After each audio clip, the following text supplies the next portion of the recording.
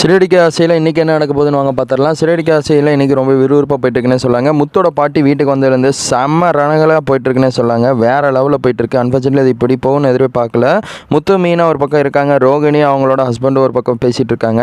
இந்த மாதிரி பேசிகிட்டே இருக்கும்போது நம்ம விஜய் அம்மா வந்து பார்த்திங்கன்னா அவங்களோட ஹஸ்பண்ட்டை பேசவே மாட்டேங்கிறாங்க. உடனே நம்ம பாட்டி என்ன சொல்கிறாங்க, முத்தோட பாட்டி, நீ போய் பேசுகிறா, நான் வேணால் ரெக்கமெண்டேஷன் பண்ணுறேன், வா நம்ம கீழே போய் பேசி பார்க்கலாம் அப்படின்னு சொல்கிறாங்க. விஜயா, நீ தானே தப்பு பண்ண, நீ தானே அந்த தப்பு உணரணும், தேவையில்லாமல் இவன் பேசுகிறான்னா நீ பேச வேண்டியதானே, எதுக்கு இந்த மாதிரி தள்ளி போட்டிருக்க அப்படின்னு சொல்கிறாங்க. ரெண்டு பேர் பேசுங்க, இனிமேல் நீ மீனா நீ வந்து முத்துக்கு மட்டும் தான் நீ சமையல் செய்யணும், இனிமேல் விஜயாமாக்கெலாம் நீ சமையல் செய்யக்கூடாது.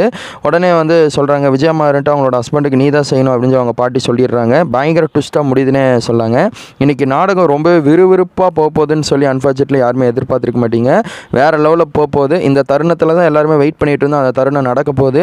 விஜயாமா எத்தனை தோசை சுட்டு தர போகிறாங்கன்னு சொல்லி தெரியல. அவங்களோட கணவருக்கு பொறுத்திருந்து பார்க்கலாம். இந்த மாதிரி ஒரு சம்பவம் இருக்க போகுது. அதே மாதிரி நம்ம ரோகிணி அவங்க வந்து பார்த்திங்கன்னா நம்ம அவங்களோட விஜயம்மாவுக்கு, அதாவது முத்துக்கு காசு தரணும்னு சொன்னாங்க பாருங்க, 2 லட்ச ரூபா, அது எப்படி பரட்டி வாங்கி தராங்கன்னு சொல்லி தெரியல. இன்னொரு பக்கம் சுஜயும் இவங்களும் மீனாவும் கன்ஃபியூஷனாக இருந்தாங்க. ஒரு வேளை ரோகிணி மாசமாக இருப்பாளா அப்படின்னு சொல்லி. இன்னொரு பக்கம் இந்த ட்விஸ்ட்டுக்கு மேலே ட்விஸ்ட்டாக கொண்டு போயிட்டு இருக்காங்க. 3 விதத்தில் இப்போ கதை மூவ் ஆகிட்டு இருக்கு. ஒன்று, விஜயம்மா வந்து அவங்க ஹஸ்பண்ட்டை பேசணும், இல்லாட்டி அந்த பணத்தை வந்து அவங்க ரோகிணியோட அப்பாட்ட கேட்டு அது வாங்கி நம்ம முத்துக்கிட்ட கொடுக்கணும்.